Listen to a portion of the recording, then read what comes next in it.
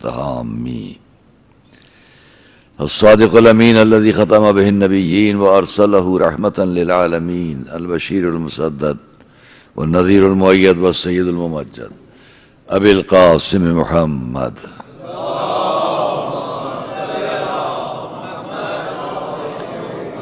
وآل بیتہ الطیبین الطاہرین المعصومین المظلومین الذین اذهب اللہ عنہم الرجس وطہرہم تطہیرا.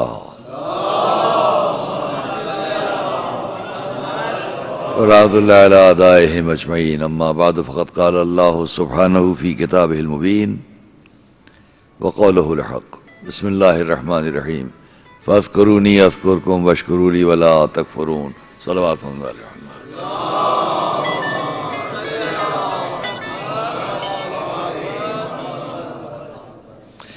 عزیزان گرامی، آپ کے سامنے میں جس آیہ کریمہ سے ابتداء کلام میں نے کی ہے سورہ بقرہ کی 151ویں آیت، اور اس میں مسلسل آیات کا ایک تسلسل کے ساتھ بیان ہے حضرت ابراہیم اور اسماعیل کے ذریعے سے جو ہم تک دین اور شریعت اور اسلام کی باتیں پہنچیں. میں نے پہلے دن بھی آپ سے عرض کیا کہ جو قرآن کریم کی آیات اور احادیث کو پس منظر میں رکھ کر بات کرنا بہتر ہے. مشکل یہ ہے کہ ہمارے مختلف برادران اسلام میں جو الگ الگ مسلک کے حساب سے باتیں ہیں اور تحقیقات ہیں، ان کو ہم تحقیقی نقطہ نظر سے دیکھنے کے بجائے بعض مواقع پر تحقیر کے ساتھ بات کرتے ہیں. وہ تبلیغی نقطہ نظر سے اتنا اچھا نہیں ہے. مجھے اس پر زیادہ بات نہیں کرنا ہے، اس لیے کہ آج ساری دنیا اسلام میں صدیوں سے اپنے اپنے طور پر علماء اور محققین شریعت اور دین کے بارے میں اپنے افکار پیش کرتے رہتے ہیں. تاریخ اسلام جو ہمارے سامنے ہے وہ ایک اپنی جگہ پر معتبر تاریخ ہے، اور ایک عالمی پیمانے پر جو تاریخیں لکھی گئیں اور جس میں مختلف انسانی زندگی کے رخ پیش کیے گئے، انہوں نے بھی اسلامی تاریخ پر بات کی. ہماری ہسٹری اسلامی مورخین اور مفسرین اور محققین نے لکھ کر پیش کی ہو. تاریخ ابن اسیر ہے، ابن خلدون ہے، ابن ہشام جن کو ابن الشام بھی کہتے ہیں، ابن الوردی ہے. ان تاریخوں کو ہم اگر دیکھیں تو ہر ایک نے اپنے اپنے طور پر محنتیں کی ہیں اور اسلامی زندگی کو، قواعد اور قوانین کو نمایاں کیا ہے. لیکن ہمارے سامنے جو اور تاریخیں ہیں جو دوسرے مذاہب کے لوگوں نے پیش کی ہیں، ان میں سب سے زیادہ جس پر اعتبار مفسرین اور مورخین نے کیا ہے وہ مذہب کے حساب سے نہیں، تاریخ کے حساب سے، مذہبی عقیدے کے اعتبار سے اتنا نہیں جتنا تاریخی حقیقت کو سامنے رکھ کر، اور وہ ہے خود توریت. توریت پر لکھا مورخین نے کہ جب ہمارے پاس کچھ نہ تھا تو وسیلہ اور ذریعہ تاریخ کا ہمارے پاس توریت تھی. بہرحال مجھے اس وقت اس پر نہیں کہنا ہے، خالی آپ کے ذہن کو اس منزل پر متوجہ کرنا ہے کہ جو اسلامی تاریخ کو ہمارے سامنے پیش کرنے والوں کے درمیان ہے. دیکھیے، تمام دنیا میں اگر پہچانا جاتا ہے کسی بھی قوم کو یا کسی بھی مسلک والے کو یا کسی بھی مذہب اور ریلیجن والے کو کہ ان کی اپنی مذہبی زندگی کس اعتبار سے ہم اور آپ رد کریں یا پسند کریں، کنٹراڈکشن کریں اس کا یا اسے قبول کریں، تمام باتوں کو یا بعض باتوں کو، اور یہ ایک سچائی ہے اور ایک حقیقت ہے کہ ہم کسی بھی مذہب کی تمام باتوں کو نہ تو رد کر سکتے ہیں اور بحیثیت ایک مکمل دین میں اپنی زندگی گزارنے کے اعتبار سے ہم اس کی تمام باتوں کو قبول بھی نہیں کر سکتے۔ اگر آپ متوجہ ہیں، تمام باتوں کو رد بھی نہیں کر سکتے دوسرے مذاہب کی، اور تمام باتوں کو قبول بھی نہیں کر سکتے۔ یہیں سے بحث کا دروازہ کھل جاتا ہے۔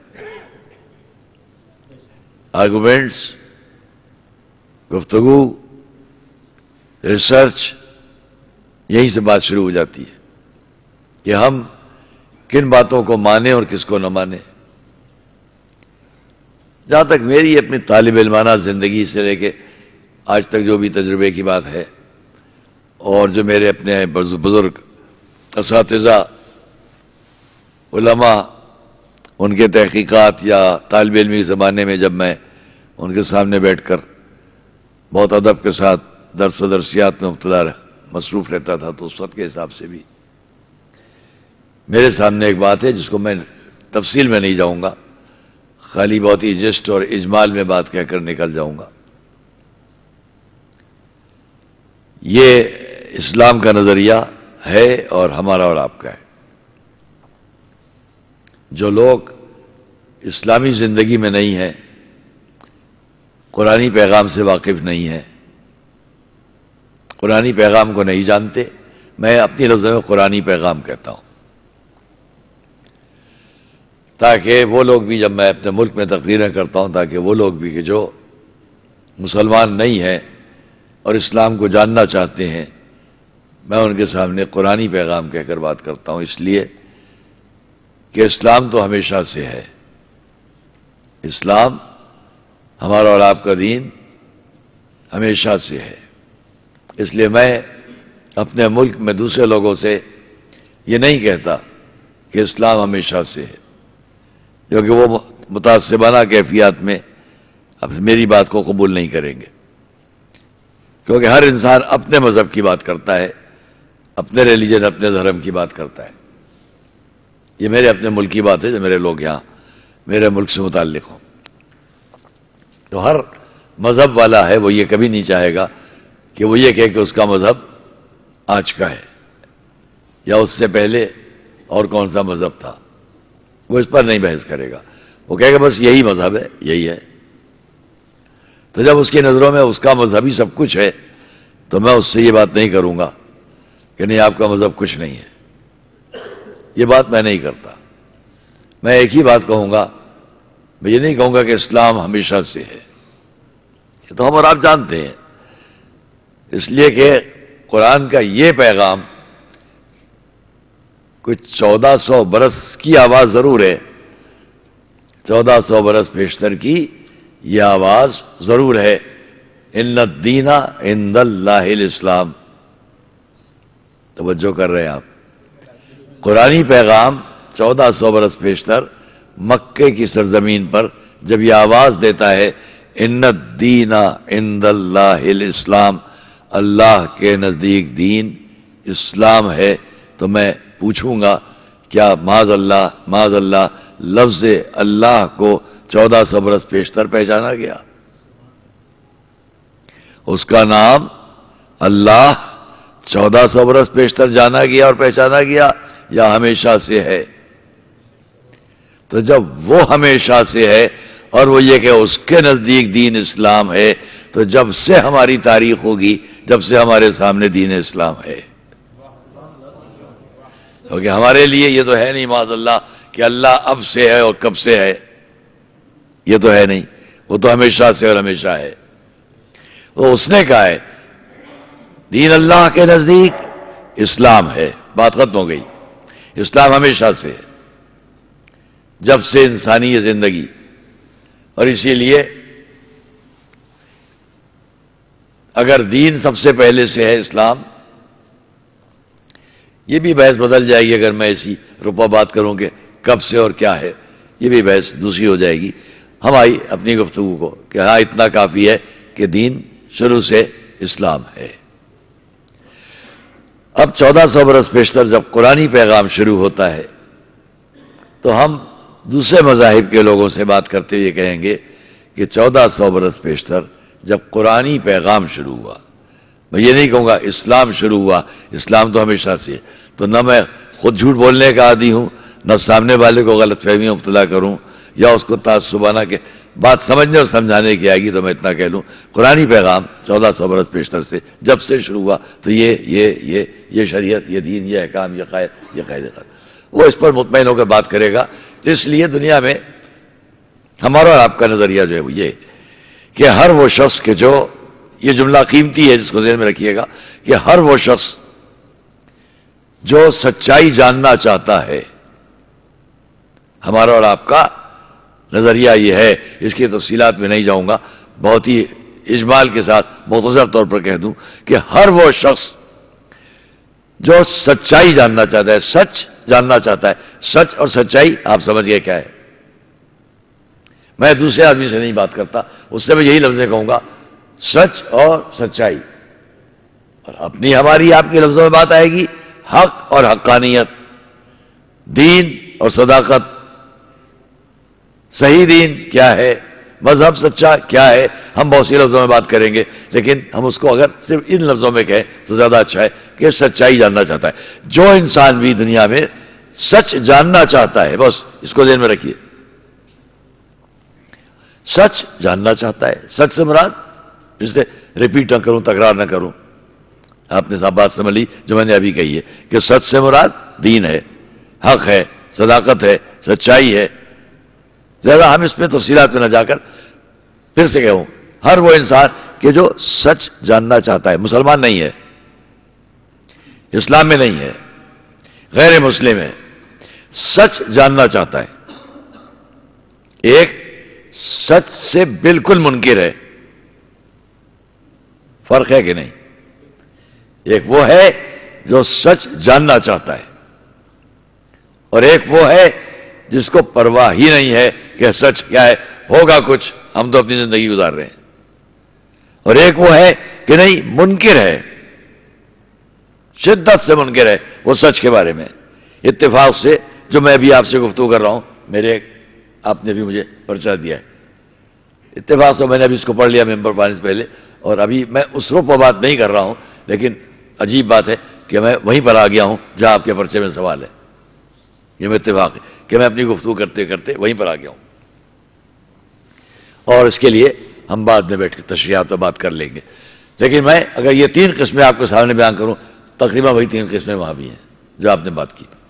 3 قسمیں اگر میں بات کروں، ایک وہ جو سچ جاننا چاہتا ہے، ایک وہ جو سچ جاننا ہی نہیں چاہتا ہے، اور ایک وہ جسے کوئی پرواہ نہیں ہے سچ کیا ہے کیا نہیں ہے، وہ اپنی زندگی میں کھویا ہوا ہے۔ ایک شدت سے سچ سے منکر ہے، ایک سچ کو جاننا چاہتا ہے، بڑا فرق ہے تینوں۔ میں اپنی بات نہیں کر رہا ہوں، اس مجمع کی بات نہیں کر رہا ہوں، اس مجمع سے باہر، اس عقیدے سے باہر جو ساری دنیا کے انسان ہیں ان کے بارے میں بات ہے۔ تو میں اتنا اگر کہوں تو غلط نہیں ہوگا، کیونکہ میں اپنے بزرگوں کی رائے کو سامنے رکھ کر بات کرتا ہوں، جب میں پڑھتا تھا ان کے سامنے درس ادب بیٹھتا تھا سامنے۔ جو لوگ سچ جاننا چاہتے ہیں، میرا محترم مجمع پھر سے بار بار یہ بات ذہنوں میں راسخ رہے، اس سے ہم کچھ جانیں گے، کچھ سمجھیں گے۔ جو لوگ سچ جاننا چاہتے ہیں، اسلام پر نہیں ہے، اور بیچ میں انہیں موت آ جائے، سچ جاننا چاہتے تھے کہ زندگی ختم ہو گئی، ان کے لیے فتویٰ کیا ہوگا، ان کے لیے مسئلہ کیا ہوگا؟ سچ جاننا ہی نہیں چاہتا اور مر گیا، اس کی آخرت کیا ہوگی؟ اسے فکر ہی نہیں ہے کہ کیا سچ ہے کیا نہیں ہے، وہ زندگی اپنی کھویا ہوا ہے۔ چاہتا تو تلاش کر لیتا، چاہتا تو ایک منزل پر اپنے ذہن کو معین کر لیتا، اسے کوئی فکر نہیں، لاپرواہ انسان ہے۔ تو جب ہم یہ 3 طرح کے انسان سامنے رکھیں، یہاں پر مجھے تاریخ اور روایت کا ایک فقرہ یاد آتا ہے، ایک چھوٹا سا بہت ہلکا سا چھوٹا سا قصہ ہے، یاد آتا ہے حضرت ابراہیم.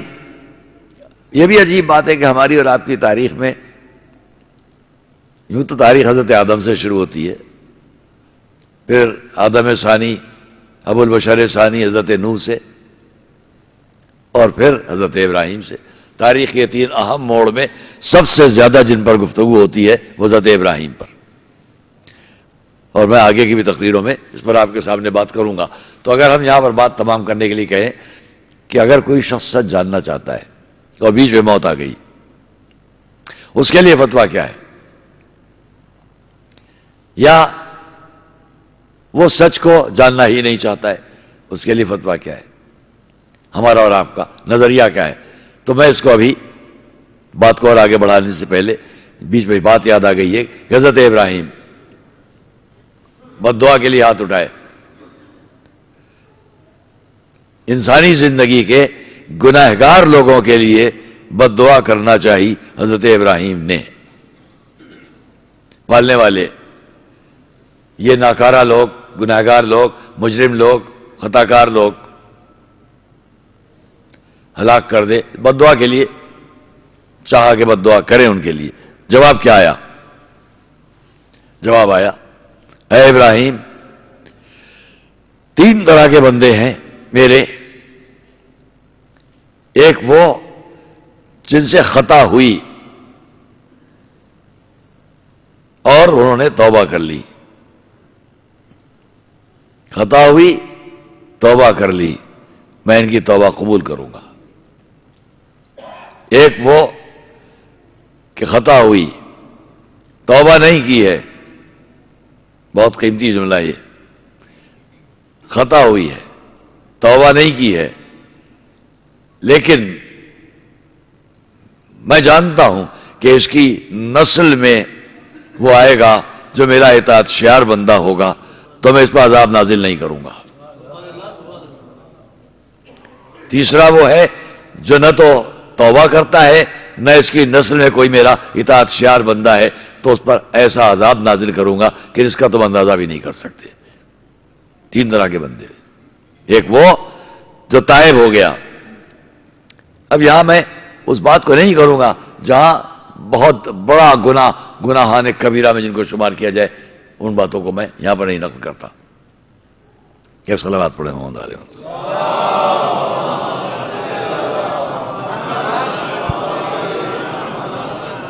تشریف لائیں، بسم اللہ، تشریف لائیں، تشریف لائیں.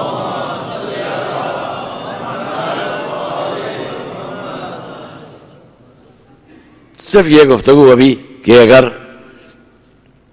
وہ لوگ کہ جو مسلمان نہیں ہیں، دائرہ اسلامی میں نہیں ہیں، اور 3 طرح کے لوگ ہیں. ایک وہ جو حقیقت اور سچ کو جاننا چاہتے ہیں، اور ایک وہ کہ جو سچ کو جاننا ہی نہیں چاہتے، اور ایک وہ جن کو پرواہ بھی نہیں ہے کیا سچ ہے کیا نہیں ہے.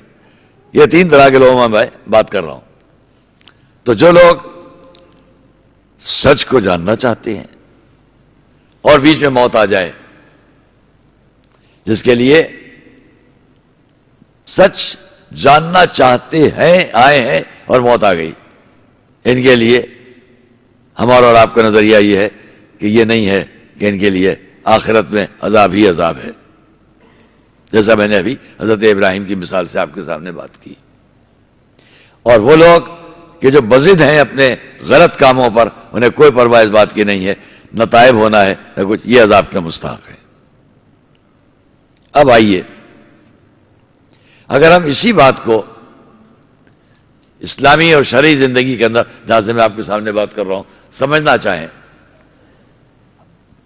تو خود یہ تو ان افراد کی بات ہے جو مسلمان نہیں ہیں اور اسلام کو جاننا چاہتے ہیں. ایک انسان ہندو ہے، کرسچن ہے، یہودی ہے، آپ کے ساتھ آفس میں کام کرتا ہے، آپ کے ساتھ پڑوس میں ہے، اکثر آپ سے ملاقات ہوتی ہے، باتیں ہوتی ہیں، اور وہ یہ جاننا چاہتا ہے بھئی ہمارے مذہب میں تو یہ ہے، آپ کے مذہب میں یہ کیا ہے، اور آپ نے سمجھ لیا کہ یہ جاننا چاہتا ہے، یہ خالی ہمارے مذہب کا مذاق اڑانے کے لیے نہیں بیٹھا ہے اور اپنے مذہب کی بزرگی، برتری، بلندی بیان کرنے کے لیے نہیں بیٹھا ہے، بلکہ اس میں شوق ہے، کچھ جاننا چاہتا ہے۔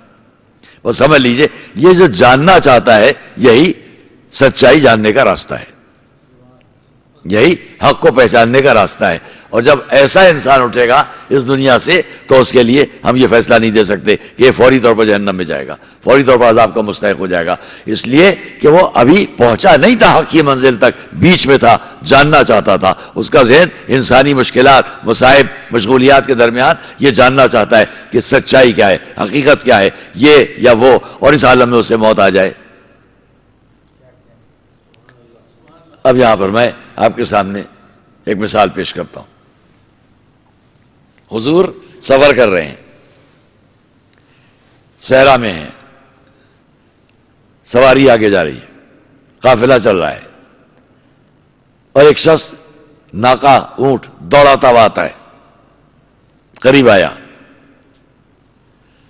یا رسول اللہ میں آپ تک آیا ہوں، پیچھے پیچھے شیطان ہے، میں چاہتا ہوں مجھے آپ جلدی سے بتلائیں گے سچ کیا ہے، حق کیا ہے۔ بہت سے کتابوں میں حضور نے اسے مذہبی اسلامی زندگی بتلائی، یہ قافلہ آگے بڑھا، پلٹ کر دیکھا یہ جو ابھی صحرا میں ریگستان میں دوڑاتا ہوا آیا تھا اپنی سواری کو، کدھر رہ گیا؟ پوچھا لوگوں سے وہ جو ابھی آیا تھا کہاں رہ گیا؟ لوگوں نے تلاش کیا، اطلاع ملی، یا رسول اللہ جس ناقے پہ وہ بیٹھا تھا اس کا پیر کسی گڑھے میں آیا، وہ ناقہ گرا، یہ بھی دب کر مر گیا ہے۔ واپس آئے، خیمہ درست کیا گیا، خود اس خیمے کے اندر اس میت کو لایا گیا، غسل، کفن، نماز، اور اس کے بعد فرمایا کتنا خوش نصیب ہے یہ شخص کہ اس سے پہلے کہ اس سے پھر کوئی خطا ہو جائے اس کو دنیا سے اٹھا لیا گیا اور یہ سیدھا سیدھا بارگاہ رب میں۔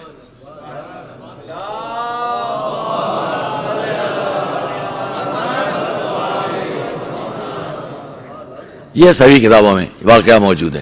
تو میں یہیں پر رک کر اگر اتنا کہوں، 70 سال کے سن پر، تقریباً 65-70 سال کا اس کا سن ہے، جس طرح دنیا سے اٹھ جاتا ہے، اسے ابھی کچھ نہیں معلوم تھا، نہ نمازیں پڑھی، نہ روزے رکھے، نہ کوئی اس نے عمل خیر کیا، کچھ بھی نہیں کیا، بس خالی اس نے یہ کلمہ پڑھا اور یہ رخصت ہو گیا۔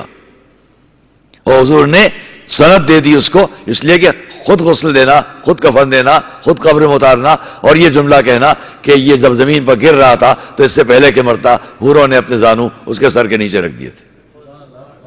خود دلیل ہے 70 سال کے سن تک کوئی عمل خیر نہ کرنا، لیکن صرف یہ کہ وہ تائب ہو گیا اپنی پچھلی زندگی سے اور قبول کر لیا اس نے آگے حق اور سچائی کی زندگی کو، بارگاہ رب میں قابل رحمت بن گیا۔ اب اگر میں یہیں پر پوچھوں ان افراد سے جو ہماری بہت سی باتوں پر اعتراض کرتے ہیں کہ وہ تو کچھ بھی نہیں جانتا تھا، 70 سال کے سن پر اس طرح سے اٹھ گیا، اب میں پوچھتا ہوں وہ لوگ جو 70 سال کے سن تک نمازیں بھی پڑھتے ہیں، روزے بھی رکھتے ہیں، عبادتیں بھی کرتے ہیں، ان بزموں میں آ کر بھی بیٹھتے ہیں اور سچ کو جاننا بھی چاہتے ہیں، ان کے لیے جب وہ دنیا سے اٹھ جائیں تو فیصلہ کیا ہوگا؟ ان کے لیے کیا فیصلہ ہوگا؟ اس لیے اگر اطمینان قلب حاصل ہونا ہے، پالنے والے وہ سچ جاننے کے لیے آیا تھا اور اٹھ گیا دنیا سے، یہ جزا مل گئی اس کو رسول کے قول سے، اور جو راستے میں چل رہے ہیں اسی راستے پر رات دن چل رہے ہیں ان کے لیے کیا جزا ہونا چاہیے؟ جواب ایک ہی آئے گا کہ اگر اس کے پچھلے گناہوں پر نظر نہیں ڈالی جائے گی تو جو تم میں سے جو بھی آئیں گے اگر محبت اہل بیت کے راستے پر آگے بڑھ رہے ہیں تو ان کی بھی ماضی کو دیکھ کر خالی وہی بات رکھی جائے گی، اس کو ویسے بخشا جائے گا، تم کو محبت اہل بیت کے سائے میں بخشا جا سکتا ہے۔ صلوات محمد و آل محمد پر۔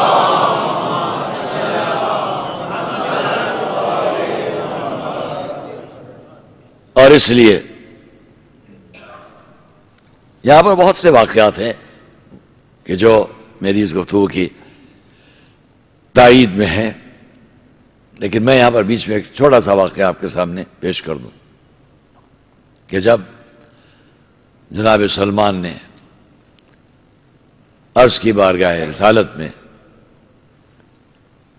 یا رسول اللہ دل چاہتا ہے کہ ہمارے آقا امیر المومنین علی ابن ابی طالب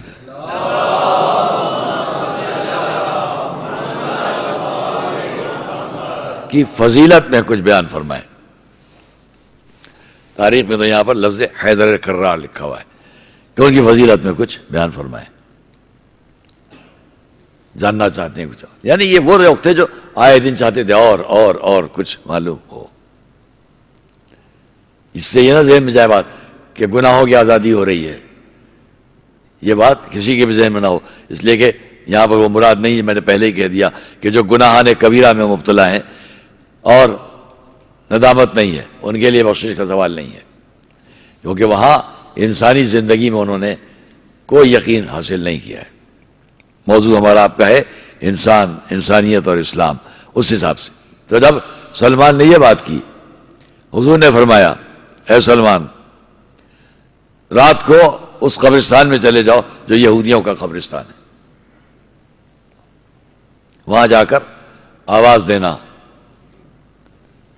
اے زرجان، جو سامنے آئے اس سے پوچھنا، تم اس سے اس کی کیفیت پوچھنا. گئے سلمان رات کا وقت یہودیوں کا قبرستان، آواز دی یا زرجان، ذال رے جیم الف نون، سفید لباس میں ایک شخص سامنے سے آیا قبرستان میں. پوچھا کون ہو تم؟ اس نے پوچھا کیوں بلایا ہے؟ کہا جاننا چاہتا ہوں کہ تم یہاں یہودیوں کے قبرستان میں ہو، تم پر کیا گزر رہی ہے؟ کہا تم نے بلایا، میں آ گیا ہوں اور میں ٹھیک حالت میں ہوں، اچھی حالت میں ہوں. پوچھا کیا، جبکہ تم کس مذہب پر مرے تھے؟ کہا یہودی مذہب پر مرا، اچھی حالت میں ہوں. کچھ بتاؤ گے اور اپنے بارے میں؟ کہا ہاں، جب میں دنیا سے رخصت ہوا تو کچھ فرشتے مجھ کو اس طرف کھینچ کر لیے جا رہے تھے جہاں میرے لیے عذاب ہی عذاب تھا اس بیچ کی زندگی میں. اس وقت میں ایک آواز آئی کہ نہیں، یہ چاہنے والا ہے علی ابن ابی طالب کا. جب یہ آواز آئی تو جہاں پر میں نے دیکھا آگ کے بھڑکتے ہوئے شعلے تھے، اس سے قریبی جب میں پہنچایا گیا تو چاروں طرف ایک نور کا خیمہ بن گیا اور میں اس کے اندر آرام سے رہتا ہوں. جبکہ میں صرف یہ تھا کہ جب زندگی میں دنیا کی زندگی میں تھا تو میں اپنے مذہبی پر مرا ہوں، لیکن میں دنیاوی زندگی میں ایک نام سے بڑا پیار رکھتا تھا اور اس نام کو میں بہت زیادہ محبت سے سنتا تھا اور چاہتا تھا، اور وہ نام تھا علی ابن ابی طالب کا.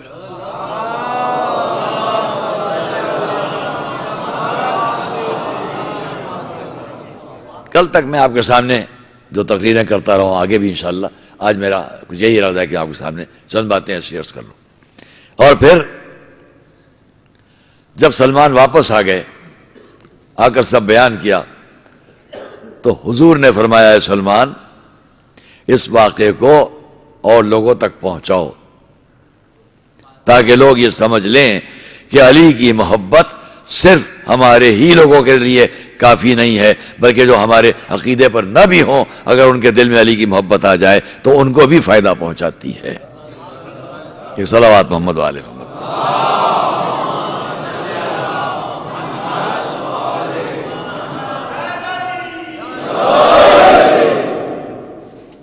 اور اس لیے عزیزان گرامی، کیونکہ ہم وہ تمام لوگ کہ جو اسلامی زندگی میں نے بیچ میں اس لیے کر دیا، جو لوگ اسلامی زندگی میں قدم قدم پر بغیر سمجھے اعتراض کرتے ہیں، ان کو اس بات پر دھیان دینا چاہیے، توجہ کرنا چاہیے کہ اسلامی زندگی اتنی محدود نہیں ہے کہ جہاں پر ہر انسان سے بس خالی غیظ و غضب کی بات ہو. یہ اس وقت ہوتا ہے جب ہم یا تو اپنے مسلک کو ٹھیک سے نہیں سمجھے ہیں، یا اپنے مذہب کو ٹھیک سے نہیں سمجھے ہیں، یا دوسرے کے مذہب پر ہم بس متعصبانہ انداز میں خالی اعتراض کرنا اور بس. زیادہ تر دنیا میں وہ لوگ ہیں جو سمجھنا چاہتے ہیں مذہب کیا ہے، حق کیا ہے، سچائی کیا ہے. جو سمجھنا چاہتے ہیں ان کو اس کا فائدہ پہنچتا ہے. اور وہ لوگ کہ جو آج، کیونکہ ایک مسلسل پورے عالمی پیمانے پر، کل بھی میں نے آپ سے کہا ہے، میرا اندازہ یہ کہ عالمی پیمانے پر ایک مسلسل کوشش ہے، اور یہ میں کہ آپ بھی اس کی تائید کریں گے، مسلسل اس کی کوشش ہے کہ انسان مذہب سے دور ہو جائے، نوجوان نسلیں مذہب سے دور ہو جائیں. اس کے لیے جو باہر سے، اسلامی زندگی کے باہر کے لوگ جو کوششیں کر رہے ہیں، افسوس ہے کہ ہمارے بھی بہت سے لوگ اسی کے اثرات میں آ کر اپنی تبلیغ کا ایک انداز پیش کرتے ہیں، کیونکہ وہاں خود تو وہ مذہب سے دور جا چکے اور وہ جانتے ہیں، بڑی ہوشیاری کے ساتھ، بڑی سمجھداری کے ساتھ، بڑی سازشوں کے ساتھ ان کی کوشش ہے کہ انسان مذہب سے دور ہو جائے. ہم اور آپ جن ملکوں میں زندگی گزارتے ہیں، جہاں تک میرے ملک کا تعلق ہے ہندوستان، اور جہاں میرے بھائی جو بیٹھے ہوئے ہیں پاکستان سے، ان کے لیے میں کہہ سکتا ہوں کہ آپ تو اتنے مذاہب کے درمیان نہیں ہیں یا اتنے عقیدوں کے درمیان نہیں جتنے ہم لوگ ہیں. اور ہندوستان میں جہاں اتنے مذاہب، اتنے عقیدوں والے لوگ ہیں، میں یہ سمجھتا ہوں، میں اکثر ان کے درمیان میں ایک بات کہا کرتا ہوں کہ دیکھو، اگر اپنے مذہب کو مانتے ہو تو جب تک کہ تحقیق نہ ہو جائے باقی، اس وقت تک اپنے ہی مذہب میں کم سے کم پابند رہو. مذہب میں، اپنے نظریے میں، اپنے دھرم میں کٹر بن کر چلو تو تم اچھے انسان بنو گے. اور اگر نہ اپنے مذہب کے ہو، نہ کسی مذہب کو جاننا چاہتے ہو، تو انسانیت کے لیے مضر ثابت ہوگے. اپنے مذہب میں جو بھی ہے، میں وہاں پر بات کرتا رہتا ہوں، آپ اپنے مذہب میں ہیں، جو اپنے مذہب میں ہے اسے اس میں کٹر اور متعصب ہونا چاہیے. جو اپنے مذہب میں جتنا زیادہ کٹر ہوگا اتنا ہی وہ اچھا انسان بنا رہے گا. لیکن اس کے ساتھ میں ایک جملہ اور عرض کیا کرتا ہوں، وہ یہاں بھی دہرا دوں، وہاں بھی کہتا ہوں، اور جتنے مختلف مذہب کے لوگ اگر کبھی کبھی سامنے ہوتے ہیں تو وہ بعد میں آتے ہیں، کہتے ہیں آپ نے ٹھیک بات کہی. آپ اپنے مذہب میں ہیں تو کٹر رہیں، لیکن اپنے مذہب کو دوسروں پر نافذ کرنے میں کٹر نہ بنے. صلوات محمد و آل محمد پر.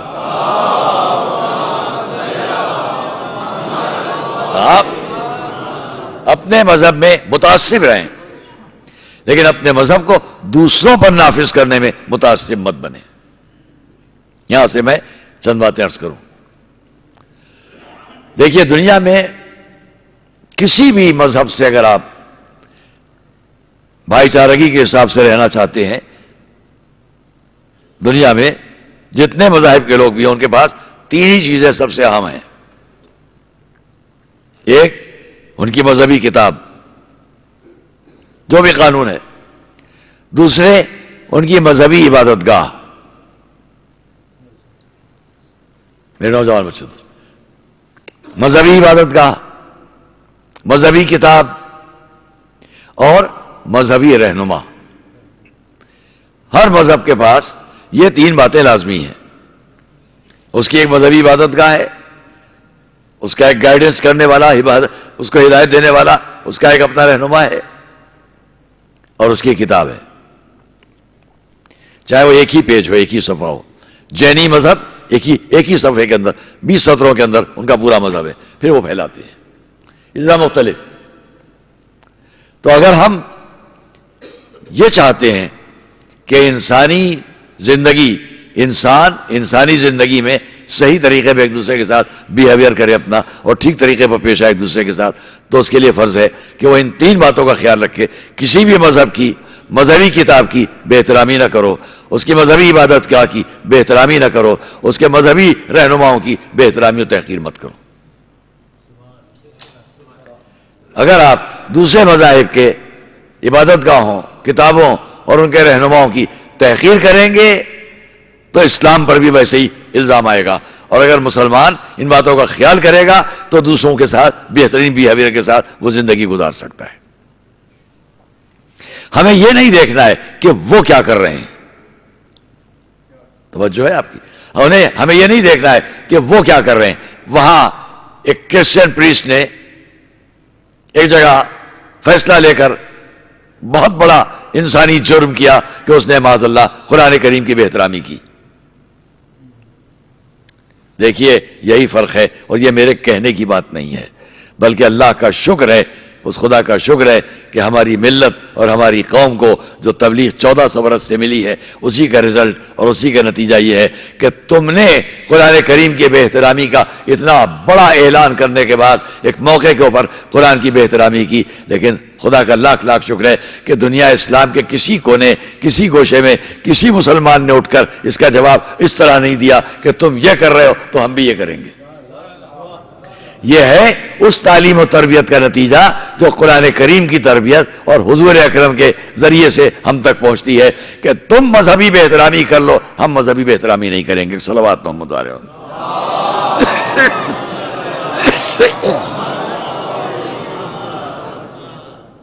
کیوں نہیں کی؟ اس لیے کہ ان کو معلوم ہی نہیں مذہب کیا ہے. آج دنیا کی تمام قوموں کے پاس میں نے عرض کیا یہی 3 باتیں ہیں. یا ان کے مذہبی رہنما ہے, یا ان کی مذہبی عبادت گاہیں ہیں. ایک بات اور بھی جو میں نے ان 3 باتوں سے الگ چوتھی بات جو کہنا چاہوں گا, شاید میں اسی بات کو ختم کر لوں.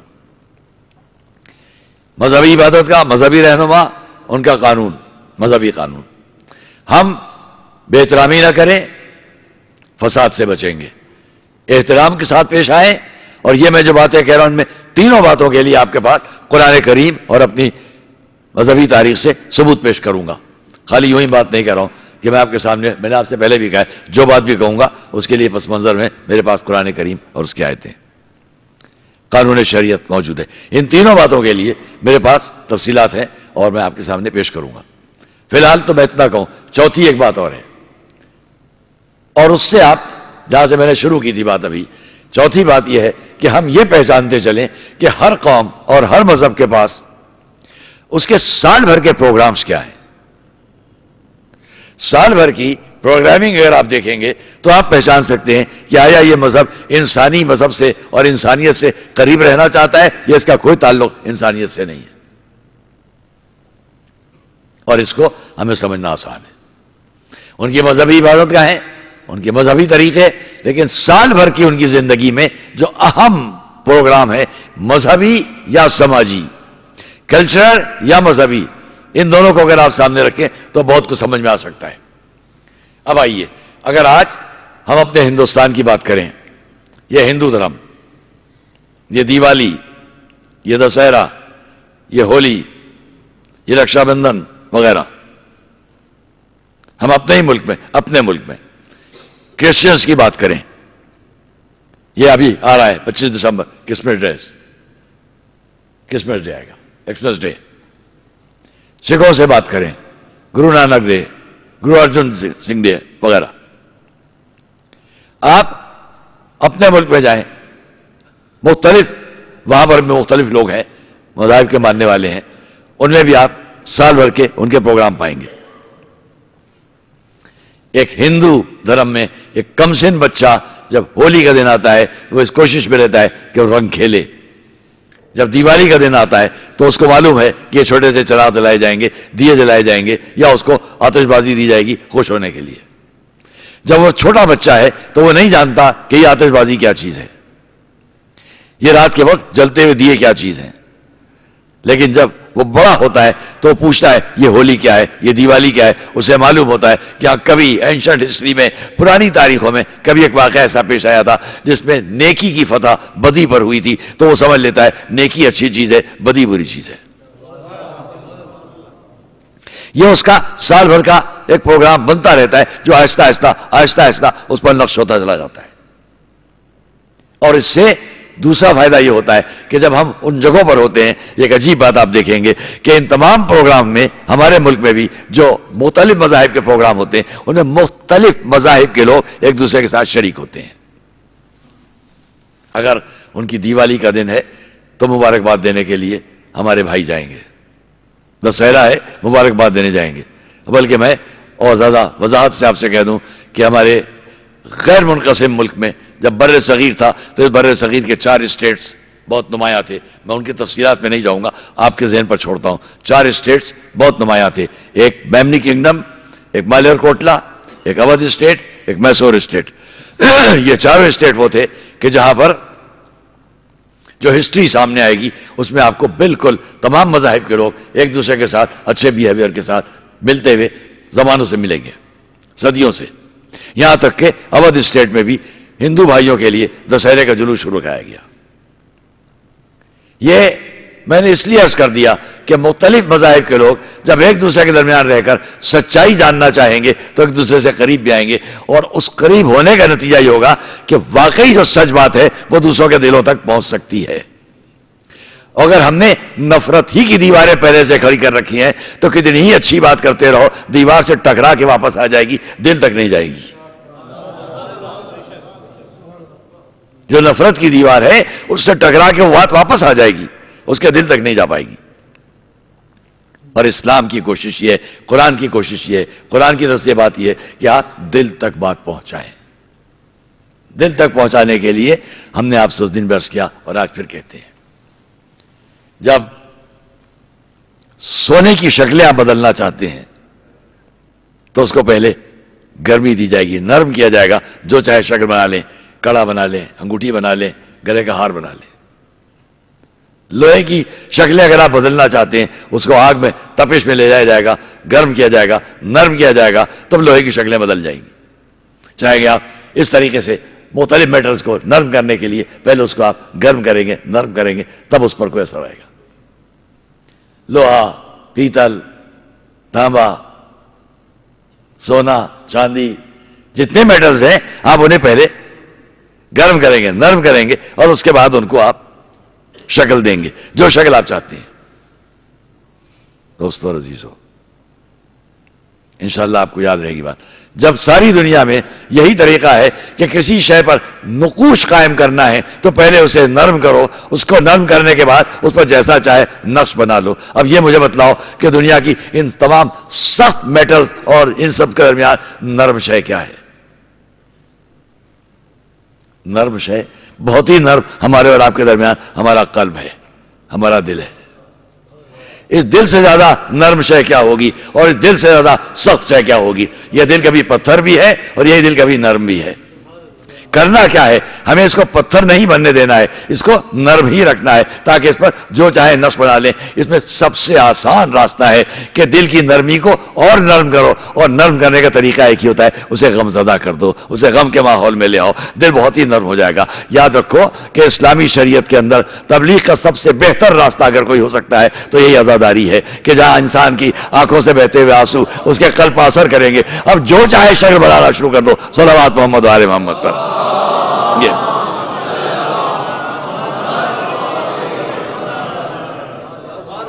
ایک اور صلوات محمد و آل محمد. لیکن ہم دل کی اس نرمی کو ضائع نہ کریں. ایسا نہ ہو کہ ایک انسان کچھ جاننا چاہتا تھا, کبھی ایسا بھی ہوتا ہے. ہم ہی آپ اس مجمع میں کون ایسا ہے جو بچپنے میں تعلیم کی زندگی سے نہیں گزرا؟ ہر شخص ایجوکیشن, پڑھائی, کچھ چاہے آپ الف بے ہی بیٹھ کے پڑھ رہے ہو, آپ ایک وقت تو گزرا. اور یہ بھی ضرور ہوتا ہے کہ کم سنی میں انسان اپنے استاد سے کچھ نہ کچھ الجھتا ہے. جب الجھے گا جبھی کچھ جانے گا, جب کچھ استاد سے الجھیں گے جبھی کچھ جانیں گے. یہ میں نے بیچ میں اس لیے کہہ دیا کہ بہت سے مواقع پر یہ ہوتا ہے کہ ہم یہ سمجھتے ہیں اس شخص نے یہ الجھن والی بات کی ہے, اس کا ذہن ٹھیک نہیں ہے, اس کا دل ٹھیک نہیں ہے, اس کی نیت ٹھیک نہیں ہے, اور ہم فوراً غیظ و غضب میں آ کر اس کو ویسے ہی جواب دیتے ہیں. جس کا نتیجہ یہ ہے کہ آج ہماری نوجوان نسل, ینگسٹرز, نوجوان بچے ہم جیسے لوگوں کے پاس بہت کم آتے ہیں. اس لیے کم آتے ہیں کہ وہ جانتے ہیں ہم ان سے کچھ پوچھیں گے اگر جو چیز ہماری سمجھ میں نہیں آ رہی ہے کہ یہ دین میں کیسے ہے، کیسے ہو سکتا ہے، یہ صحیح ہے کہ غلط ہے، ہم جیسے ہی ان سے بات کریں گے یہ غصے میں آ جائیں گے، یہ ہم سے کہیں گے تم دین سے خارج ہو۔ بہت جلدی دین سے خارج ہونے کے فتوے ملائیت کی طرف سے زمانوں سے دیے جاتے ہیں اور دے دیے جاتے ہیں، نوجوان جا کے گھبراتا ہے بات کرنے کے لیے، ہم جاننا چاہتے ہیں کچھ، یا ہم کو دین سے خارج ہونے کی بات ہو جائے گی۔ یہ وہ مواقع ہیں کہ جہاں ہمیں اس بات کی پوری احتیاط کرنا ہے کہ سامنے والا ممکن ہے کہ ہم سے اگر الجھا ہے، اس کی نیت خراب نہ ہو، وہ کچھ جاننا چاہتا ہو، ممکن ہے کہ اس کی نیت خراب نہ ہو۔ جیسے کہ ہم بچپنے میں اپنے استادوں سے الجھتے تھے، نیت تو نہیں خراب ہوتی تھی، ہم تو جاننا چاہتے تھے، پڑھنا چاہتے تھے، اور وہ سمجھ لیتا تھا اچھا استاد کہ یہ یہاں پر اس طرح اس پیار سے سمجھا دو، یہ سمجھ لے گا۔ اچھا استاد ہمیشہ وہی ہوگا جو پیار سے سمجھائے، غیظ و غضب سے نہ سمجھائے۔ اچھا استاد وہی ہوگا جو پیار سے سمجھائے، غیظ و غضب سے نہ سمجھائے۔ اب میں آپ سے پوچھتا ہوں، آپ سے پوچھتا ہوں، آپ سے پوچھتا ہوں، جتنے میرے مجمع میں لوگ بیٹھے ہیں، جب آپ حسینیت کی تبلیغ کریں گے، اسلام کی تبلیغ کریں گے، حق بات پہنچانا چاہیں گے، تو آپ یا تو طے کر لیجئے کہ آپ کو نہیں پہنچانا ہے، یا تو آپ یہ ڈیسیشن لے لیں، فیصلہ لے لیں کہ آپ کو ہرگز مذہب پر، دین پر بات نہیں کرنا ہے۔ لیکن اگر آپ کو بات کرنا ہے تو اچھے استاد بن کر بات کریں۔ اچھے استاد کا طریقہ کیا ہوگا؟ محبت سے بات سمجھائیں گے، نفرت سے نہیں۔ صلوات محمد و آل محمد پر۔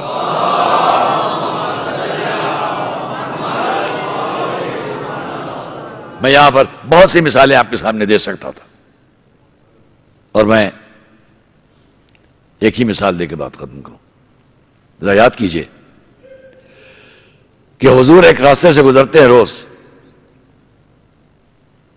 اور وہ بڑھیا کوڑا پھینکتی ہے۔ آج دنیا اسلام میں کون سے ایسے مبلغ عالم ہوں گے جو اس واقعے کو نہ بیان کرتے ہوں؟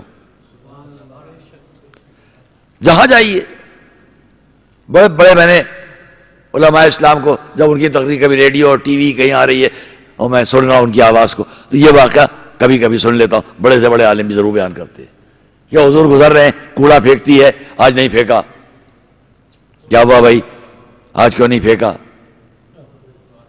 خیال تو کیجئے آپ، یہ واقعہ تو سب بیان کر لیتے ہیں اس لیے کہ دیکھیے اخلاق رسالت۔ میں معاذ اللہ اس کو کم کرنے کی بات نہیں کر رہا ہوں، دیکھیے اخلاق رسالت کتنا اثر ہوا حضور کے اخلاق کا کہ وہ اسلام لے آئی۔ لیکن میں یہ کہوں گا کہ خالی اس لفظ کے اندر لپیٹ کر واقعے کو ختم مت کر دیجئے کہ دیکھیے اخلاق رسالت، وہ تو معلوم ہی ہے اخلاق رسالت، اس میں لپیٹ کے اس واقعے کی اصل روح کو ختم نہ کر دیجئے۔ واقعہ کیا ہے؟ جب حضور نے پوچھا آج کیوں نہیں کوڑا پھینکا، تو یہی پر رک کے سوچئے نا آپ کہ حضور نے یہ پوچھا تو اس کے بارے میں، بھئی نہیں پھینکا تھا نکل جاتے راستے سے، لیکن رک کے پوچھنا خود دلیل ہے کہ تاریخ کا بھی ایک سبق بننے جا رہا ہے جو نسلوں پر اثر کرے گا۔ جب جواب مل گیا بیمار ہے، مریضہ ہے، اس لیے گئے۔ میں صرف اپنے مجمع کے سامنے ایک سوال رکھوں گا، جواب آپ جو دیں گے خود بخود جواب آ جائے گا۔ سوال میرا یہ ہوگا کہ جب گئے حضور، جا کے اس نے دیکھا اچھا جب میں بیمار ہوں تو انتقام لینے آ رہے ہیں، نہیں میں اس لیے نہیں آیا ہوں، میں نے سنا تیری طبیعت ٹھیک نہیں ہے تو پوچھنے آیا ہوں۔ بہت توجہ کیجیے گا جو بات کہنے جا رہا ہوں، تیری طبیعت ٹھیک نہیں ہے تو دیکھنے آیا ہوں۔ اس نے اسلام قبول کر لیا، وہی بات ختم۔ یہ بتاؤ میرے نوجوان بچوں اور دوستوں، یہ بتاؤ کہ کیا رسول نے پہلے اس کی عیادت کی ہے اور وہ بعد میں اسلام لائی ہے، یا پہلے اسلام لا چکی ہے اور رسول عیادت کرنے گئے ہیں؟ سوال آپ کے سامنے میں نے رکھ دیا، پہلے کون سی شے ہے؟ عیادت۔ ابھی وہ اسلام تو نہیں لائی ہے، تو رسول نے بتلا دیا جب کوئی سامنے اگر بے کس بے بس مجبور ہو تو مذہب نہ دیکھنا، پہلے اپنا عمل پیش کرو۔ صلوات محمد و آل محمد پر۔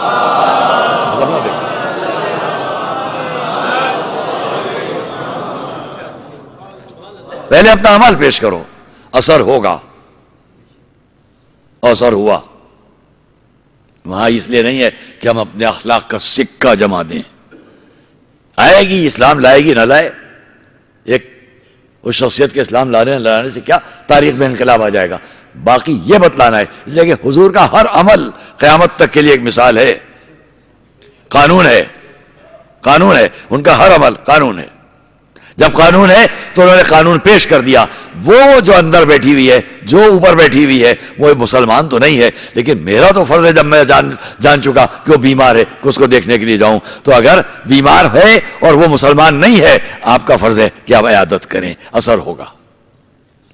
ہاں دوستو عزیز، اگر میں اسی بات کو اور آگے بڑھا کے کہہ لوں، وہاں یہ غیظ و غضب کے اظہار کا سب سے زیادہ اہم اور نمایاں موقع کون سا ہوتا ہے؟ جنگ. کسی نے آواز دی ابھی میرے کان تک آواز آئی، جنگ. ماشاءاللہ بہت صحیح بات کہی. سب سے زیادہ غیظ و غضب کے اظہار کا اگر کوئی موقع ہوتا ہے میدان جنگ. یہاں وہاں تو آدمی غصے میں قابو پا جائے گا اگر بہت زیادہ اس کے نفس پر کنٹرول ہے.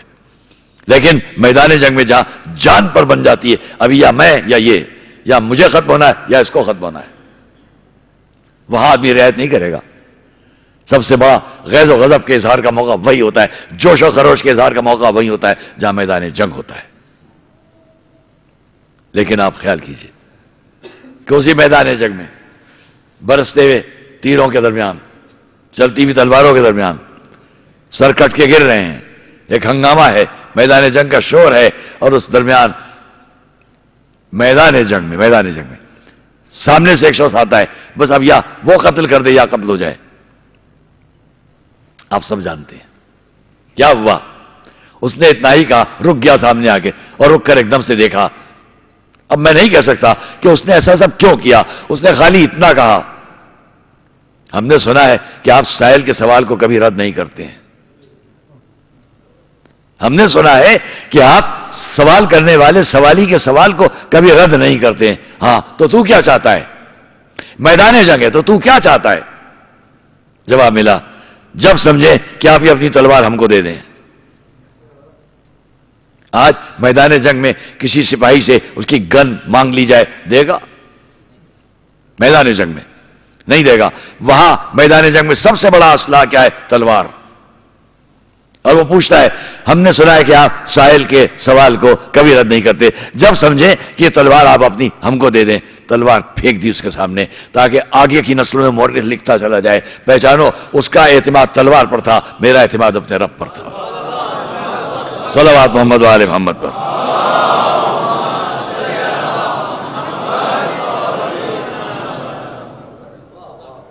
بس دوستو، کیوں؟ وہی واقعہ جب آج سامنے آتا ہے تو ساری دنیا، انشاءاللہ کل کی گفتگو میں آپ کے سامنے بہت زیادہ ہو گیا، عرض کروں گا اس بات کو کہ خود میدان جنگ میں بھی کریکٹر کیا ہے، کردار کیا ہے. یہاں تک میں اپنی گفتگو کو لے آیا ہوں، اور بس خیال کیجئے کہ یہاں یہ میرے اور آپ کے مولا کا واقعہ ہے، اور وہاں میرا اور آپ کا مظلوم امام شب عاشور. یزید کا میسج آتا ہے اپنے سردار لشکر کے پاس، جیسے ہی خط ملے گھیر لینا فوراً خیام حسینی کو، اور فوراً ہی جنگ شروع کر دو. معاذ اللہ سر کاٹ کے ہم تک بھیج دو. جو جنگ عاشور کو ہوئی، یہ جنگ شب عاشور ہو جاتی ہے. جاننے والے جانتے ہیں، ماشاءاللہ ہمارے سامنے عالم دین تشریف فرمائے، جانتے ہیں اس واقعے کو. آپ میں سے تصدیق کرے کہ جو جنگ عاشور کے دن ہوئی وہ شب عاشور ہو جاتی ہے. خط آیا ہے، بسر سعد نے حکم دیا ہے، اٹھو، اٹھ کے گھیر لو حسینی لشکر کو، قافلے کو گھیر لو، حملہ کرو. کیوں دوستو عزیزو، شب عاشور کے بہت سے واقعات ہیں، ان میں سے ایک یہ بھی واقعہ ہے جب چاروں طرف سے فوجیں رات کے اندھیرے میں اس صحرا میں اٹھ کر چلیں گی چاروں طرف سے. ذرا بتلائیے منظر کیا ہوگا، کیا منظر ہوگا. لاکھوں فوجی جب اٹھیں گے، کوئی لیٹا ہے، کوئی بیٹھا ہے، کوئی سو رہا ہے، صبح جنگ ہونا ہے، ایک مرتبہ حکم ہو گیا نہیں اٹھو اور حملہ کر دو. چاروں طرف سے فوجی جب اٹھیں گے کتنا شور ہوگا، جانوروں کے آگے بڑھنے کا شور، ان کے گلوں میں پڑی ہوئی گھنٹیوں کا شور. خود فوجی جب حملہ کرنے چلتا ہے ایک شور کرتا ہے، شور اس کے اسلحہ کے ٹکرانے کا شور. اتنے بڑے ہنگامے کے درمیان عجیب منظر ہے کہ جب میں تاریخ میں دیکھتا ہوں کہ میرا اور آپ کا مظلوم امام جس خیمے میں لیٹے ہوئے تھے، پشت ٹیک لگائے ہوئے، روایت کے لفظیں تو میں پڑھتا چلا گیا لیکن میں اس میں اس بات کو جائزہ بھی لیتا چلا گیا، یہاں پر کیا کہہ رہا ہے راوی، یہاں پر تاریخ، یہاں پر روایت، یہاں لفظ کیا کہہ رہی. تو میں نے اندازہ کیا کہ ہوا کیا. جب وہ شور چاروں طرف سے شروع ہوا تو امام خیمے میں پشت ٹیک لگائے لیٹے ہوئے ہیں. تاریخ میں یہ نہیں ملتا کہ اٹھ بیٹھے، یہ نہیں ملتا کہ کھڑے ہو گئے. جیسے ٹیک لگائے لیٹے ہوئے تھے ویسے ہی آرام کرتے رہے. ہاں یہ ہوا کہ چاہنے والی بہن زینب آ گئی.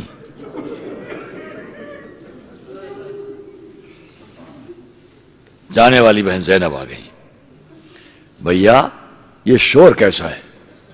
لگتا ہے فوجوں نے حملہ کر دیا ہے، لگتا ہے فوجوں نے حملہ کر دیا ہے. فرمایا بہن زینب ذرا بھائی عباس کو بلاؤ. پیغام پہنچا ابو الفضل عباس کے بعد، آپ کے بھائی نے آپ کو طلب کیا ہے. آئے. فرمایا بھیا عباس جا کے دیکھو یہ شور کیسا ہے. ابو الفضل عباس میدان میں سامنے آئے. سامنے شور کرتی ہوئی فوجیوں، بڑھتی ہوئی فوجوں کو دیکھا، ہاتھ کا اشارہ کیا، ٹھہر جاؤ. تمام فوجی آگے جہاں سے بڑھ رہے تھے سرحد نے حضرت ابو الفضل عباس کو دیکھ کر رک گئے. پوچھا کہ سردار لشکر سے کیا چاہتا ہے؟ کہا یہ حکم آیا یزید کا، اسی وقت ہمیں جنگ کرنا ہے. جواب میں کیا فرمایا؟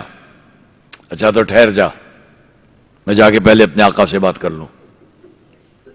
جب تک واپس نہ ہوں، سنیے گا جملہ، جب تک واپس نہ ہوں قدم آگے نہ بڑھے. اس لیے ہم لوگ کہتے ہیں جاؤ جلال ابو الفضل عباس. شب عاشور اندازہ کر لو کہ جس نے بڑھتی فوجوں کے قدم وہیں پر روک دیے. جب تک میں نہ ہوں واپس آگے نہ بڑھنا. آئے آقا ایسا ایسا پیغام ہے، ایسی ایسی بات ہے. میں اچھا تو جاؤ اور جا کے اسی سے اندازہ کرو کہ جیسا بھائی شجاع ہے ویسا ہی دوسرے بھائی کی شجاعت کا کیا حال ہے. کوئی اور ہوتا اٹھ بیٹھتا. یا امام حسین اسی شان سے لیٹے ہوئے ہیں، اپنے بھائی کو بھیجا ہے، پیغام کا انتظار ہے. جب جواب واپس مل چکا تو فرمایا اچھا تو عباس ان سے جا کے اتنا کہہ دو کہ رسول کے نواسے کو اللہ کے عبادت اور قرآن کی تلاوت بہت پسند ہے، ایک رات کی اور مہلت چاہتا ہے تاکہ ایک رات تلاوت قرآن اور اللہ کی عبادت اور کر لے. گئے جا کر پیغام پہنچایا. بڑا اختلاف آپس میں ہوا، مانی جائے یہ بات کہ نہ مانی جائے. اختلاف میں آخر کو بات ماننا پڑی کہ اگر غیر مسلم بھی یہ بات کہتے تو مان لی جاتی. یہ تو نواسہ رسول ہے. یہ ہے شب عاشور. اور پھر اب وہ وقت بھی آتا ہے کہ امام ایک خیمے میں اصحاب کو جمع کرتے ہیں. مجھے اس منظر کو نہیں پیش کرنا ہے خالی اس لیے کہ کچھ فرمائش بھی ہے، اس لیے تھوڑا سا یہ عرض کر دوں کہ یہ روایت جو خیموں کے اندر کی ہے جہاں اصحاب کو امام نے جمع کیا، دو ہی سر واسطوں سے ہم تک پہنچتی ہے. اس روایت کے راوی دو ہی ہیں کہ جب امام نے اصحاب سے کہا میں چراغ گل کیے دیتا ہوں، جہاں تمہارا دل چاہے چلے جاؤ. وہ پورے واقعے کو نہیں بیان کرتے، اتنا کہوں گا کہ جب یہ واقعہ پیش آ رہا ہے اس کے گواہ دو ہیں. ایک میرا اور آپ کا بیمار امام، بستر پر آنکھ کھلی، اسی عالم میں پوچھ لیا بابا کہاں ہیں. جواب ملا اصحاب کے ساتھ خیمے میں ہیں. عصا لیا، سہارا لیا، آہستہ آہستہ اس خیمے میں آ کر پشت سے ٹیک لگا کر بیٹھ گئے. اس پورے منظر کے راوی ہمیں آپ کے چوتھے امام. دوسرا کون؟ دوسری وہ بچی جو اپنے بابا کے سینے پر سونے کی عادت رکھتی. جب شہزادی سکینہ نے رات زیادہ گزر گئی، ابھی تک بابا نہیں آئے، ابھی تک بابا نہیں آئے، سینے پر سر رکھ کے سونے کی عادت تھی.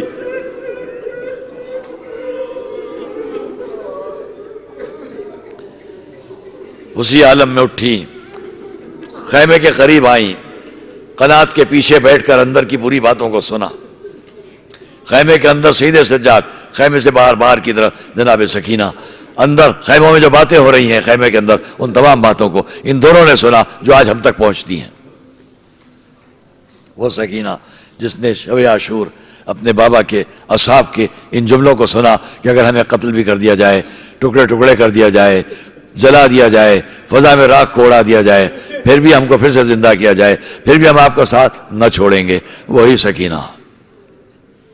کیوں دوستو اور عزیزو، کیا گزرتی ہوگی اس بچی کے اوپر کہ جب اس نے عصر عاشور کے بعد اب جو نظر ڈالی، نہ کوئی صحابی ہے، نہ کوئی چاہنے والا ہے، نہ چچا ہے، نہ بھائی ہے، کوئی نہیں ہے۔ ہو کیا رہا ہے؟ خیموں میں آگ لگائی جا رہی ہے، سروں سے ردائیں چھینی جا رہی ہیں۔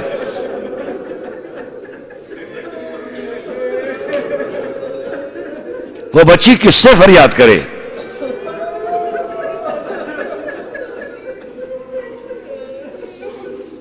کس سے فریاد کرے میری اور آپ کی شہزادی؟ ہاں، فریاد کی ایک ہی جگہ ہے۔ کس سے فریاد کرے؟ ایک ہی جگہ ہے۔ سنیں گے آپ کون سی جگہ ہے؟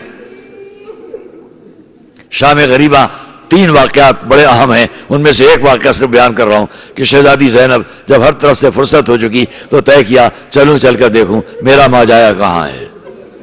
عصر عاشور ٹیلے پر کھڑے رہ کر آواز سنی تھی، الا قتل الحسین بکربلا، اور اس کے بعد سے خیموں میں آگ لگتی رہی، سروں سے ردائیں چھینی جاتی رہیں۔ اب رات آ چکی ہے،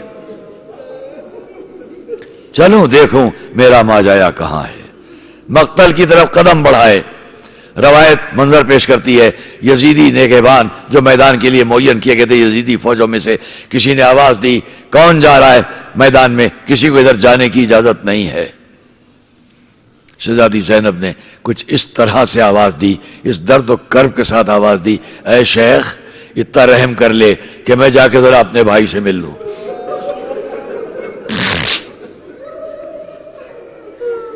کچھ اس درد و کرب کے ساتھ کہا کہ سننے والا سر جھکا کے کھڑا ہو گیا۔ آواز دی، اچھا بیوی جا تو رہی مگر جلد واپس آئیے۔ میرا مجمع اندازہ کر سکتا ہے اب جو زینب آگے بڑھی کیا منظر ہوگا۔ جگہ جگہ یزیدی فوجیوں کے لاشیں پڑے ہوئے تھے، ٹکراتی تھیں زینب فوجی سے، لاشیں ٹکراتی تھیں اور زمین پر بیٹھ جاتی تھیں، آواز دیتی تھیں، بھیا حسین آپ سو گئے، یہ زینب جاگتی ہے۔ اسی طرح بڑھتی جاتی ہے، ٹکراتی ہے، بیٹھتی ہیں، کھڑی ہوتی، ٹکراتی جاتی ہے، آواز دیتی جاتی ہیں، یہاں تک کیسے پہنچی اپنے بھائی تک۔ بڑھتے بڑھتے اتنے میں زینب نے کسی طرف سے کسی بچی کے رونے کی آواز،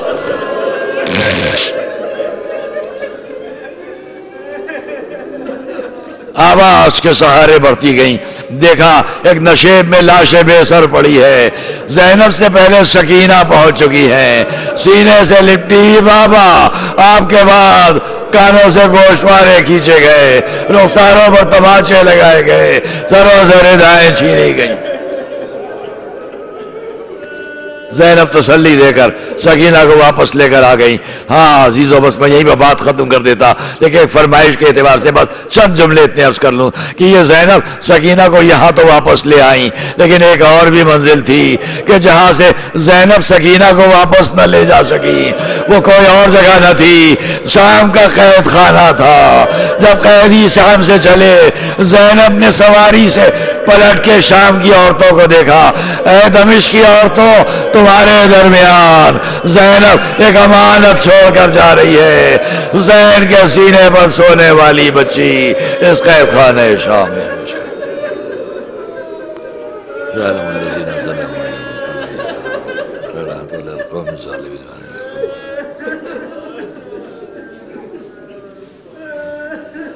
بارے رب حق محمد و آل محمد، تمام مومنین مومنات جو فرش عزا پر ہیں ان کو ان کے دلی شرعی مقاصد میں کامیابی عطا فرمائے۔ وہ تمام افراد جو کہیں بھی ہمارے مومنین برادران ایمانی لوگوں کے مظالم کا